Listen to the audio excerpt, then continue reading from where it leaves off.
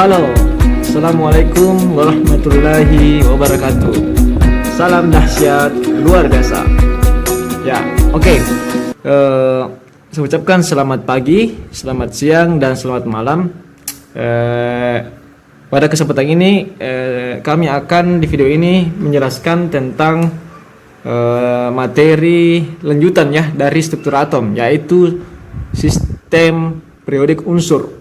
Nah, di mana materi ini adalah materi tentang sifat-sifat keperiodikan dan tentang sejarah tabel periodik atau sejarah bagaimana perkembangannya itu pengelompokan unsur ya. Ya, jadi sebelum saya lanjut, saya ucapkan terima kasih jika Anda yang baru bergabung. Silakan di subscribe, jangan lupa like-nya, share-nya juga kalau perlu, dan terima kasih jika Anda mengkritik video yang kami buat ini untuk memperbaiki bagaimana nanti ke depannya. Silakan di komen juga. Oke ya, saya lanjut. Nah, bagian bab ini yaitu judulnya itu adalah sistem. Nah, kita lihat di sini ya, coba lihat di video di layar kiri atas, yaitu tentang bab sistem periodik unsur. Ya, jadi bab ini adalah tentang sistem periodik unsur. Apakah yang dimaksud dengan sistem periodik unsur? Inilah yang dimaksud dengan periodik unsur. Kita tampilkan di sini ya. Ya, inilah yang dimaksud dari sistem periodik unsur. Jadi itu biasa yang kita sering katakan tabel periodik ya. Jadi bab ini kita membahas bagian pertama, kita membahas bagaimana sejarahnya. Jadi sistem periodik ini yang seperti ditampilkan di layar ini tidak langsung jadi begini ya. Ini ada sejarahnya, ada asal usulnya kenapa bisa langsung berbentuk kayak begini ya. Sudah saya sampaikan di bab sebelumnya tentang struktur atom, bahwa dalam tabel periodik itu ada dibilang golongan yang bentuk vertikal ini, dalam satu golongan ini dalam bentuk vertikal dari atas ke bawah atau dari bawah ke atas. Kemudian ada dibilang periode, yaitu yang horizontal ya, dari kiri ke kanan atau dari kanan ke kiri. Nah, jadi ini sejarahnya kita pelajari di sini. Kemudian setelah itu, setelah kita paham bagaimana sejarahnya, kenapa bisa terbentuk begini, kita membahas bagaimana sifat-sifatnya, bagaimana sifat periodenya, bagaimana sifat keperiodikannya di sini. Nah, jadi bab ini tentang tabel periodik atau bahasa lainnya sistem periodik unsur. Nah, ya, bagian ini saya katakan sekali lagi bahwa bagian bab ini adalah dua topik yang kita akan bahas, yaitu sejarah perkembangannya, bagaimana sejarahnya, artinya kenapa bisa terbentuk seperti itu tadi gambarnya. Kemudian kedua, kita bahas sifat keperiodikan unsurnya. Ini yang paling penting ya, sifat keperiodikan unsur. Ini yang harus kita kuasai, bagaimana membaca sifat-sifat unsur dalam tabel periodik. Utamanya sifat-sifat yang sering nanti kita pakai di bab-bab setelahnya ini. Pertama, kita akan membahas sejarah perkembangan pengelompokan unsur. Nah, jadi kenapa umat manusia ingin mengelompokkan unsur-unsur? Simpel saja karena untuk memudahkan mempelajari unsur-unsur. Ini latar belakangnya, kenapa perlu unsur-unsur ini dikelompokkan seperti ini jadinya yang sampai sekarang. Kenapa harus disusun begini supaya untuk mudah dipelajari. Kenapa mesti kita harus belajar? Karena sifat dasar manusia adalah belajar ya. Jika ada manusia tidak belajar, berarti dia ke depan pasti dia akan punah. Itu simpelnya begitu. Jadi kewajiban bagi umat manusia untuk belajar. Nah, setelah kita mempelajari unsur-unsur, kita bisa tahu bagaimana sifat-sifat unsur tersebut. Kita bisa tahu nanti bagaimana unsur-unsur yang bermanfaat untuk umat manusia, kita juga bisa nanti tahu bagaimana unsur-unsur yang sangat berbahaya bagi umat manusia dan berbahaya bagi alam semesta. Nah, makanya inilah salah satu yang bentuk kita lakukan untuk mendekati yang namanya kemanfaatan dan menjauhi yang namanya musibah, yaitu dengan mempelajari unsur-unsur. Salah satunya adalah umat manusia mengelompokkan unsur-unsur, karena secara perkembangan umat manusia unsur-unsur telah banyak ditemukan sampai sekarang ini sekitar 118 ya, 118, makanya harus dikelompokkan. Nah, kita bahas dulu sejarahnya ya. Jadi sejarahnya itu pada awal mulanya kita pertama itu Aristoteles ya. Aristoteles ini hidup di sebelum Masehi ya. Jauh-jauh beberapa abad sebelum Masehi. Nah, kemudian Aristoteles menganggap di sini dulu baru 4 unsur ditemukan. Aristoteles mengatakan bahwa unsur utama bagi umat kehidupan manusia, bagi umat manusia adalah itu air, udara, api, dan tanah. Nah, hanya 4 dulu, belum terlalu banyak ditemukan. Hanya 4 dulu unsur yang sangat bermanfaat bagi umat manusia, dan cuma ini dulu yang dikelompokkan. Jadi sangat sesederhana mungkin. Dan seri dengan perkembangan ternyata air, udara, api, dan tanah bukan unsur ya. Nah, nanti kita bahas lagi apa sih itu air, udara, api, dan tanah. Nah, ini biasa didapat di Avatar ya. Biasa kalau kita sering nonton film kartun itu Avatar Aang, Avatar Korra. Nah, itu dasarnya dari situ sebenarnya, bahwa kebutuhan umat manusia yang utama adalah air, udara, api, dan tanah. Makanya dia mengelompokkan secara terpisah begini ya. Nah, kemudian setelah Aristoteles ada ilmuwan Lavoisier. Dia mengelompokkan unsur ya. Di sini di zaman Lavoisier sudah beberapa banyak ya ditemukan unsur. Dia hanya membagi kelompok 2, hanya logam dan kelompok non logam. Logam itu biasanya dia kumpulkan di sini besi, biasanya aluminium, emas ya di sini. Non logam itu misalnya oksigen, hidrogen ya. Dan memang di sini juga jika dibandingkan dengan sekarang, di zamannya Lavoisier masih sedikit unsur yang ditemukan. Seiring dengan perkembangan unsur semakin banyak dan pengelompokan logam berdasarkan logam dengan non logam itu sudah terlalu umum. Makanya perlu lagi pengelompokan secara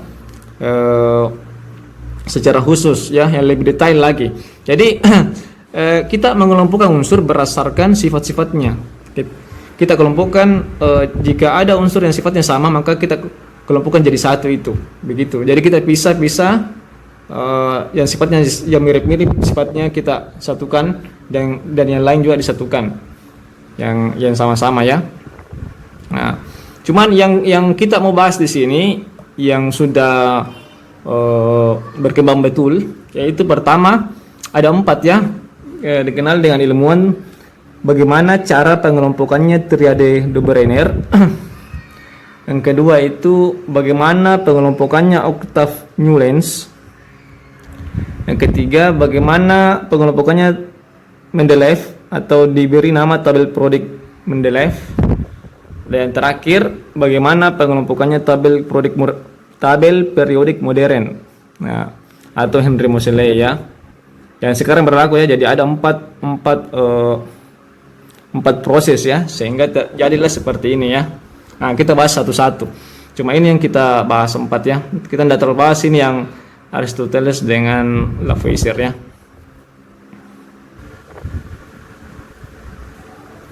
Ya, pertama kita masuk ke triade de Brenner atau pengelompokan unsur berdasarkan ilmuwan Johann W. de Brenner. Nah, pada tahun 1829. Nah, triade de Brenner ini dia mengelompokkan unsur berdasarkan massa. Jadi dia mengelompokkan, unsur dikelompokkan berdasarkan massa atom ya. Ingat itu, berdasarkan massa atom. Masih ingat ya apa itu massa atom? Seperti yang kita pelajari kemarin waktu bab struktur atom, apa itu massa atom di dalam yang berhubungan notasi itu yang di atas ya, di atas dalam notasi. Jadi dia kelompokkan berdasarkan massa atom. Dia menganggap bahwa atom ini ada kemiripan sifat atau ada hubungan sifat atom dengan massa atom. Makanya dia mengelompokkan berdasarkan nama pengelompokannya itu triade Dobereiner ya, istilahnya triade Dobereiner. Seperti yang saya tulis di sini ya, di atas ya, saya tulis ulang lagi tidak apa-apa. Dobereiner. Dari kata tiga, jadi dia mengelompokkan tiga unsur. Kita bisa lihat di tabel ini. Misalnya, saya ambil contoh ya, unsur pertama, unsur litium itu beratnya 6,94 atau bisa kita bulatkan 7 lah. Kemudian unsur natrium beratnya 22,99 atau kalau kita bulatkan 23. Unsur kalium beratnya 39,1 atau bisa kita bulatkan 39. Makanya katanya triade Dobereiner ini ada kemiripan sifat jika massanya litium 7 ditambah massanya kalium 39 baru kita bagi 2 itu sama dengan 23,02. Ini hasil dari penjumlahan dan atau hasil dari rata-ratanya ini itu akan mirip sama unsur yang beratnya ini 23 dan kena pada unsur natrium.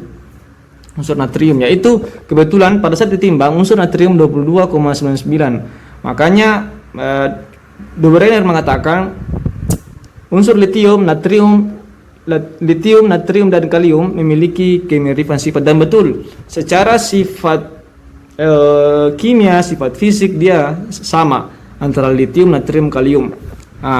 Coba lihat sampai di masa yang sekarang pun masih sama ya, ini litium ya. Coba kita lihat litium satu golongan dengan natrium, satu golongan dengan kalium. Sampai sekarang dia memang masih satu golongan. Jadi memang ada kebenaran pada konsep pengelompokan triade Dobereiner ini. Jadi jadi ini satu kelompok ya, atau istilahnya satu triade ya. Satu triade. Cuman kelemahannya tidak semua unsur yang ketika dikasih seperti ini, seperti yang di tabel ini, tabel warna putih, tidak semua unsur yang ketika pas angkanya atau mendekati angkanya, tidak semua yang sifatnya mirip, ada yang beda. Makanya hanya beberapa saja yang bisa mengikuti konsepnya triade Dobereiner. Hanya terbentuk 5 triade. Ini satu triade LINAK. Makanya ini kalau misalnya satu triade ini, maka misalnya kita ambil triade 1, berarti massanya Li tambah massanya K dibagi 2 berarti sama dengan massanya Na. Ini namanya satu triade. Begitu konsepnya.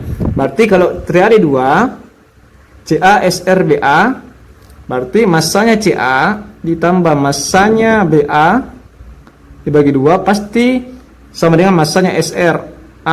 Ini namanya satu triade atau satu pengelompokan atau sama sifatnya. Dan betul kita lihat di triade 2 CaSrBa, kita lihat tabel periodik yang berlaku sekarang.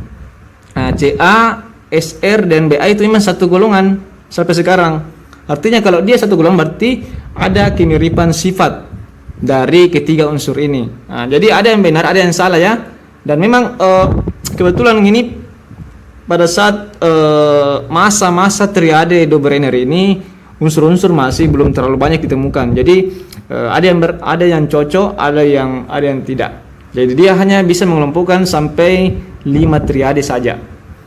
Jadi sekali lagi triade Dobereiner mengelompokkan berdasarkan massa atom. Jadi berdasarkan massanya, berdasarkan nomor massanya itu yang di atas dalam notasi, misalnya ini X. Ya, angka yang di atas di sini itu namanya nomor massanya. Saya ingatkan saja lagi, yang di bawah ini nomor atomnya. Jadi dia mengelompokkan berdasarkan yang di atas nomor massanya dengan cara seperti ini. Rata-ratanya ditampilkan. Maka jadilah 5 triade. Kebetulan ini mungkin baru sedikit unsur ya. Dan sekali lagi saya katakan pada masa memang masih sedikit unsur yang ditemukan di situ. Jadi ketika ditemukan lagi unsur-unsur baru tidak cocok kalau kita pakai cara pengelompokan triade de Brenner. Makanya diperlukan lagi cara pengelompokan yang lain supaya lebih mudah lagi untuk kita pahami unsur-unsur tersebut. Nah, kemudian yang kedua itu John Newlands ya. John Newlands ini berusaha juga bagaimana mengelompokkan unsur dengan cara yang lebih bagus lagi. Nah, kemudian yang kedua, jika triade de Brenner tadi dia mengelompokkan juga berdasarkan massa, kemudian ada yang beberapa yang tidak cocok, ada yang tidak sesuai dengan sifatnya pada saat dikelompokkan ketika ditemukan unsur baru, maka Octave Newlands juga bergerak. Dia juga mau bagaimana kira-kira pengelompokan unsur yang lebih tepat. Dia pakai cara lain selain dari yang dipakai tadi triade de Brenner. 18 pada tahun 1864 Masehi sekitar begini ya. Nah, Octave Newlands juga mengelompokkan berdasarkan massa atom ya. Dia mengelompokkan berdasarkan massa atom sama seperti triade de Brenner. Nah, bedanya adalah kalau de Brenner dia berdasarkan massanya, kalau Octave Newlands berdasarkan kenaikan massa atom. Nah, itu bedanya. Kenaikan massa atom. Saya rasa bisa dibaca ya. Kenaikan massa atom.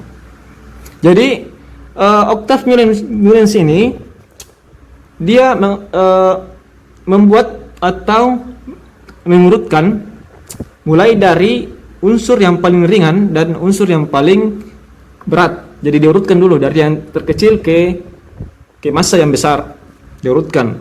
Nah, pengelompokannya ini dinamakan Octave Newlands. Octave itu artinya kalau dalam bahasa Yunani, octave itu artinya 8 ya, 8. Octave artinya 8. Jadi dia kelompokkan berdasarkan satu octave itu artinya setiap satu octave itu ada 7 unsur.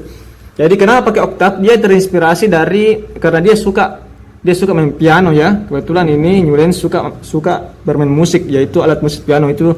Nah, jika dari do ke do lagi kembali itu yang do re mi fa sol la si do, maka itu dikatakan satu oktav itu katanya.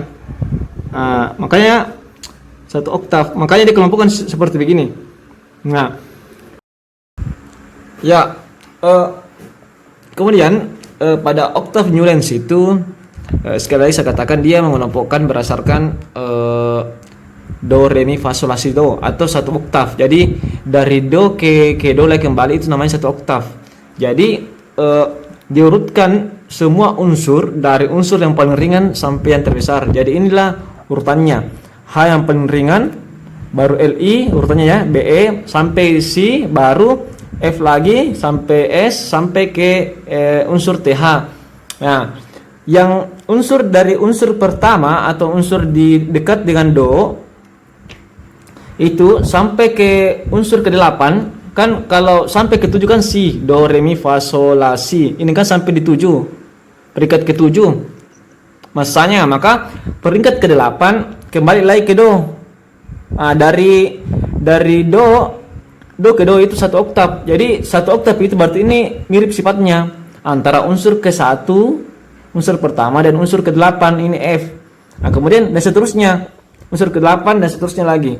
Kemudian ini yang re yang terberat kedua Li itu sama sifatnya dengan unsur ke-9. 9 beratnya Na. Dan seterusnya begitu. Jadi ini satu oktav ini antara H ke F satu oktav, F ke Cl satu oktav juga. Jadi semua ini do ada kemiripan sifat. Semua ini re ada juga kemiripan sifat. Ini juga Mi ada kemiripan sifat. Dan memang ada yang beberapa yang benar dan ada yang juga yang tidak tepat. Nah, kenapa bisa tidak tepat? Karena seiring dengan sekali lagi perkembangan ilmu pengetahuan, sehingga sudah banyak unsur yang ditemukan, sehingga ada yang tidak tepat, terutama unsur yang massanya sangat besar. Nah, kalau unsur-unsur yang masanya kecil itu masih bisa sesuai dengan cara pengelompokan dari oktav Newlands ya. Jadi sekali lagi satu golongan ini ya, satu golongan ini Fa, satu golongan juga ini.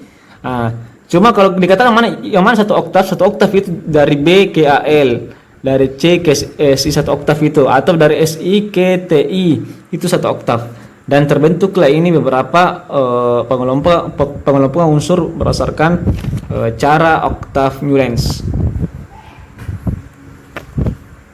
Jadi sekali lagi ya, tetap ya tadi Dobereiner berdasarkan massa atom sama juga, oktav Newlands juga berdasarkan massa atom. Cuman yang bedanya adalah dia berdasarkan kenaikannya. Jadi dia hanya mengurutkan urutan ke-1 sampai urutan ke-8 itu satu oktav, artinya sama sifatnya.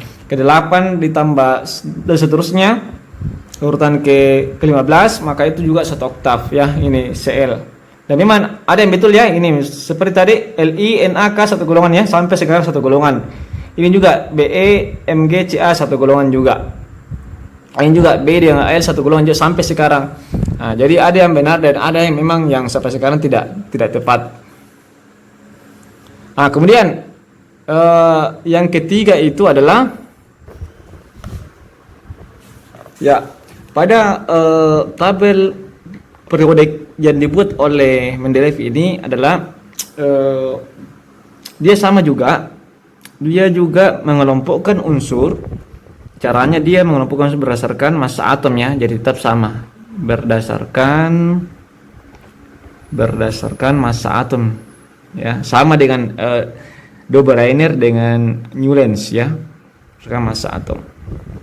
Jadi Mendeleev ini pada tahun 1869 dia juga mau mengelompokkan unsur-unsur karena terjadi beberapa penyimpangan pada metode pengelompokan dari Newlands. Makanya dia juga punya cara untuk bagaimana mengelompokkan unsur-unsur. Jadi dia tetap berdasarkan massa atom. Nah, cuman di Mendeleev ini sudah dikenal yang namanya periode dan golongan ya. Jadi awal dari kata periode dan golongan diawali oleh Mendeleev. Nah, dari kata periode dan golongan. Nah, dia mengelompokkan massa atom dan sifat-sifatnya ya. Sorry, saya tambah lagi, dan sifat dan sifat-sifatnya. Dan sifat-sifatnya. Sifatnya. Ya. Jadi kelompokkan berdasarkan ya, jadi pada Mendeleev dia mengelompokkan unsur-unsur berdasarkan massa atom dan sifat-sifatnya ya, sekali lagi ya. Nah, kemudian pertama dia kelompokkan dari massa yang kecil ke massa yang lebih tinggi. Jadi dia lebih menempatkan di sebelah kiri itu unsur-unsur yang ringan ya, unsur yang ringan. Jadi semakin ke kanan semakin berat massa atomnya. Nah, dia buat dulu begitu. Kemudian dia lihat sifatnya. Unsur yang sama sifatnya dia kelompok dalam satu golongan. Nah, ini golongan 1. Untuk yang sama sifatnya. Jadi misalnya kenapa ini Li berada di bawahnya H? Karena sifatnya sama dengan H. Na juga kenapa di bawahnya Li? Karena sama sifatnya, ini Na sama sifatnya Li dengan H. Makanya digolongkan. Kenapa dia tidak taruh di ujung? Karena walaupun kan seharusnya kan dari kiri ke kanan semakin besar. Cuma karena Li ini dengan Na ini atau K dan seterusnya ke bawah itu sifatnya mirip dengan H, maka dia langsung simpan di bawahnya H. Nah, makanya dia langsung simpan. Makanya di sini golongan 2 ada kosong ya, ada kosong di sini, dia tidak simpan di sini karena dia misalnya Be kenapa tidak di atas di sini? Karena harus disimpan sejajar dengan Li. Karena Li lebih ringan daripada Be. Kalau dia disimpan di sini, Be di sini di atas, itu tidak sesuai dengan cara pengelompokan Mendeleev. Nah, karena BE ini berat. Harusnya dari kiri ke kanan semakin berat, dari atas ke bawah semakin berat juga. Semakin berat dari atas ke bawah. Nah, makanya tidak ada di sampingnya H, tidak ada di sampingnya H. Nah, karena kalau ada di sini sampingnya H, misalnya ini BE disimpan sekali lagi disimpan di sampingnya H, maka itu tidak sesuai dengan yang dibuat oleh Mendeleev. Jadi begitu caranya. Makanya kenapa ada kosong di sini ya? Nah, kayak begini.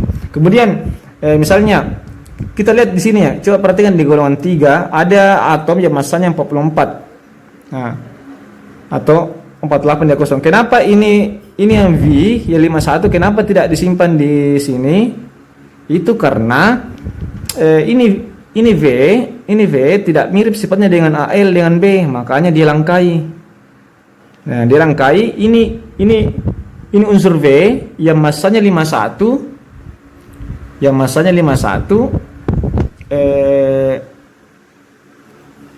ini unsur V ya, karena ini unsur V yang masanya 51 lebih mirip sifatnya P, sifat fisikanya dan sifat kimianya lebih mirip P dengan N. Makanya dia langsung langkai di sini, ada kosong.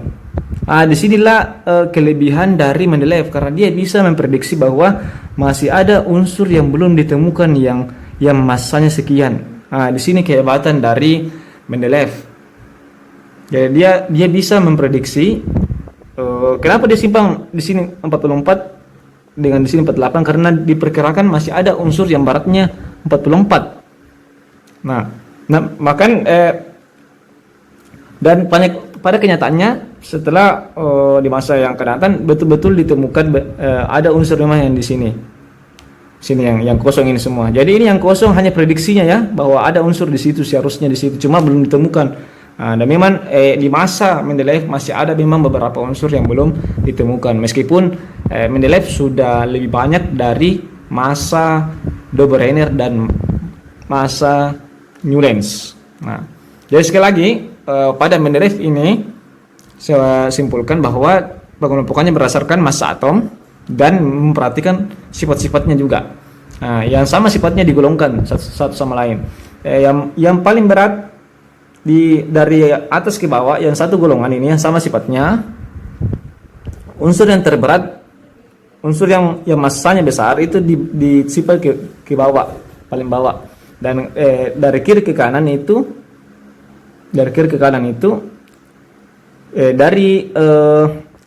semakin berat dari kiri ke kanan. Jadi unsur di kiri lebih ringan daripada yang di kanan. Makanya di sini harus kosong di sini, kosong di situ. Dan kemudian pada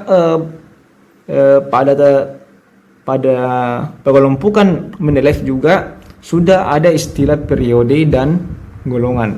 Disinilah awalnya, awal sejarahnya ada istilah periode dan golongan. Jadi kenapa dia ada golongan berarti dia sama sifatnya ya, sama sifatnya. Jadi kalau satu golongan berarti sama sifatnya dalam satu golongan itu. Makanya namanya tabel periodik Mendeleev. Dari sini istilahnya tabel periodik Mendeleev atau biasa namanya juga tabel periodik pendek ya, istilahnya ya, pendek.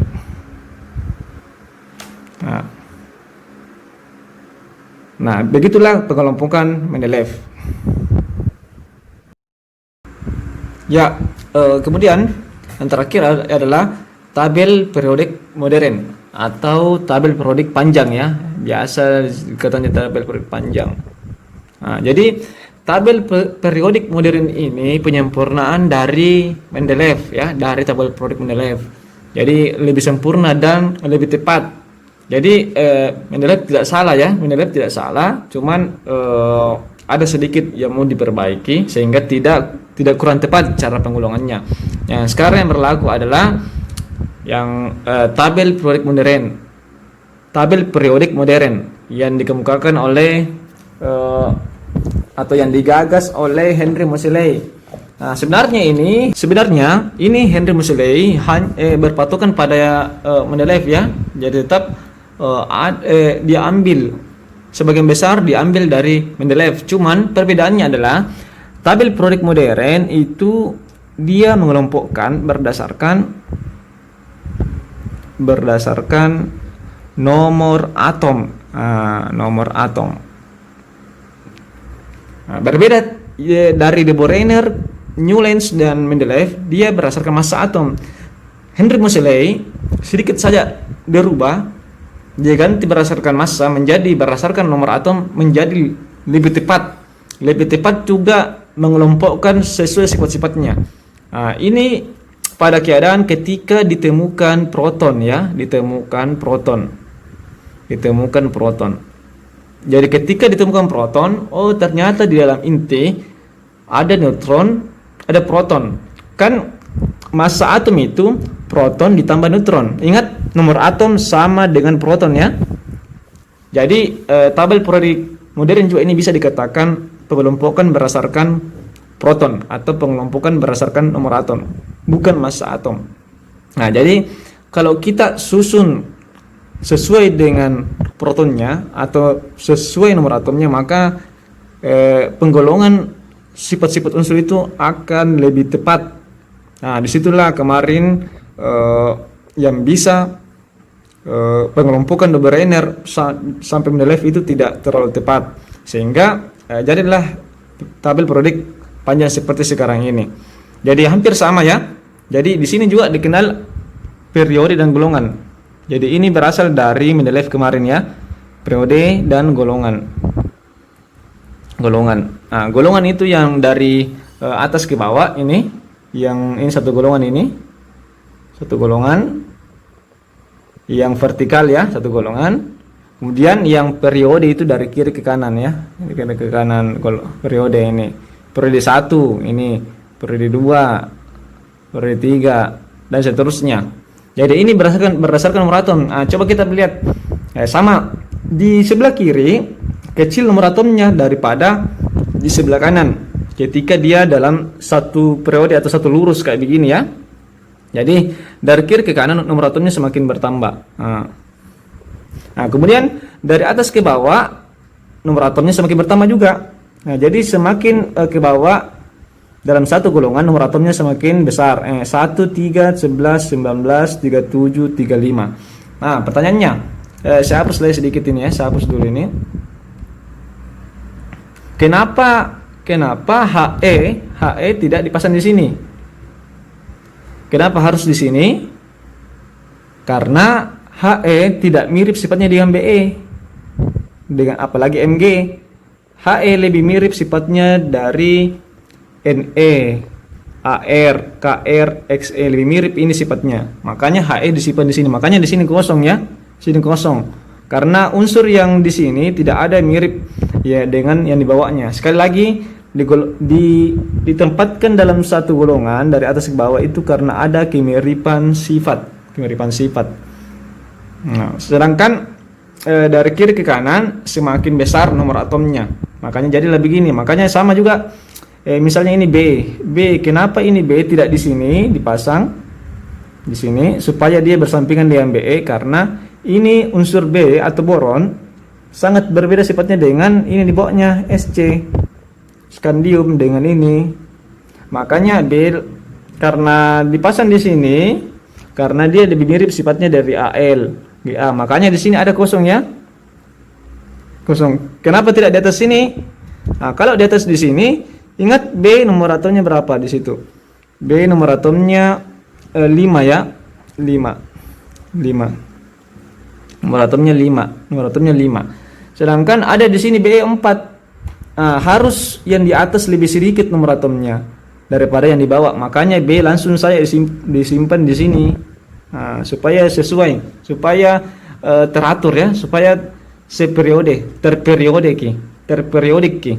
Begitulah cara menyusun pengelompokan atom yang lebih atau pengelompokan unsur yang lebih tepat.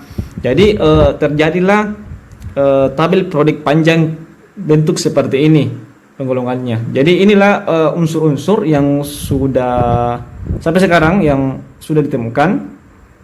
Nah, di sini saya akan perkenalkan bagian-bagiannya ya. Jadi ada dibilang golongan A dan golongan B. Nah, ada dibilang golongan A dan golongan B. Golongan B. Nah, golongan A ini terdiri dari 1A sampai 8A. Nah, 8A. Golongan B juga begitu, 1B sampai 8B. Kemudian ada juga golongan transisi dalam ya, transisi dalam. Transisi dalam ini yang ini ya, transisi dalam yang ini. Yang di bawah ini transisi dalam.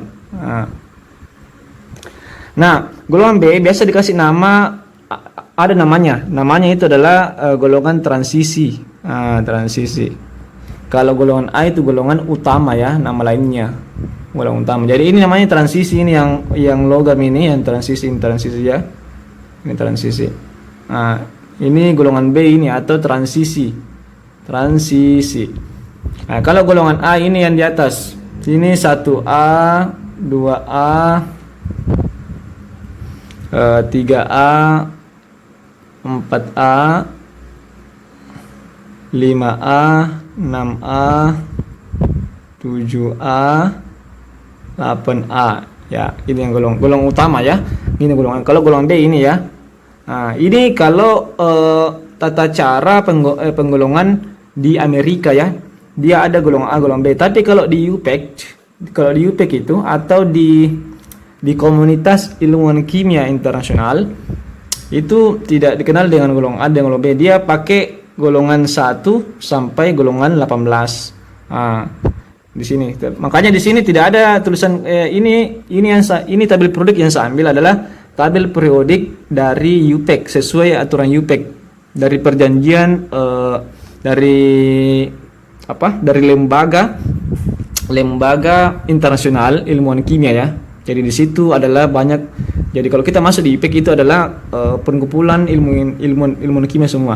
Jadi disepakati bahwa di sini golongan 1, golongan 2 ini ke bawah, golongan 3 ini, golongan 4, golongan 5, 6 sampai golongan 18. Sedangkan periodenya ada 7 ya. Nah, kalau baik dengan cara Amerika maupun UPEC itu sama ya, periodenya sama. Periode 1, 2, 3, 4, 5 dan sampai 7.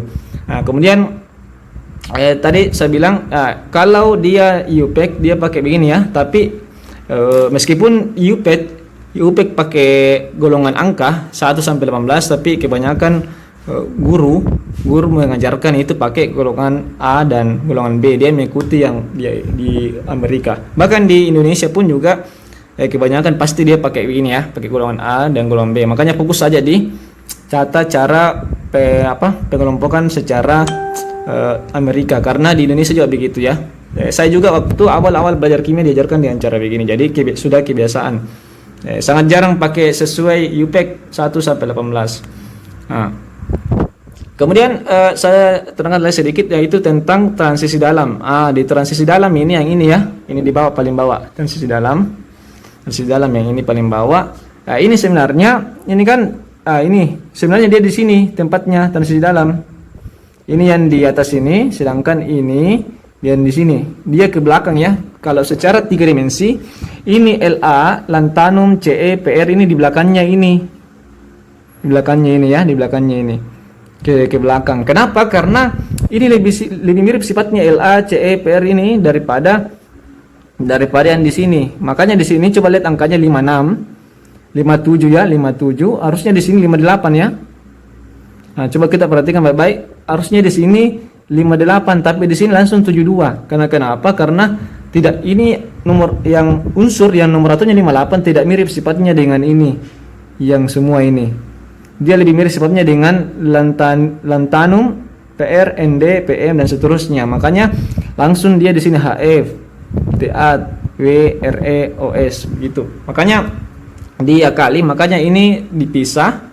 Dia di transisi dalam, disimpan di bawah. Tapi sekali lagi secara 3 dimensi dia harusnya di belakang ya, di belakang dari tabel periodik ini. Kalau dia secara 3 dimensi, karena ini secara 2 dimensi makanya disimpan saya di bawah. Golongan transisi dalam ya. Nah, jadi mungkin ini yang bisa saya sampaikan.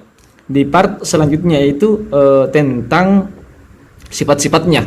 Nah, bagaimana itu sifat-sifat keperiodikan. Jadi dengan mengetahui tabel periodik, dengan menguasai tabel periodik kita bisa tahu bagaimana sifatnya ini atom sih.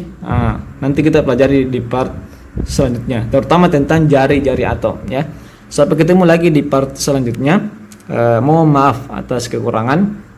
Silakan kami menerima kritik untuk perbaikan, apakah perbaikan dari teknis video kami, apakah misalnya suaranya kah atau apanya kah, bisa mungkin dikritik siapa tahu tidak sesuai atau gambarnya, ataupun dari hal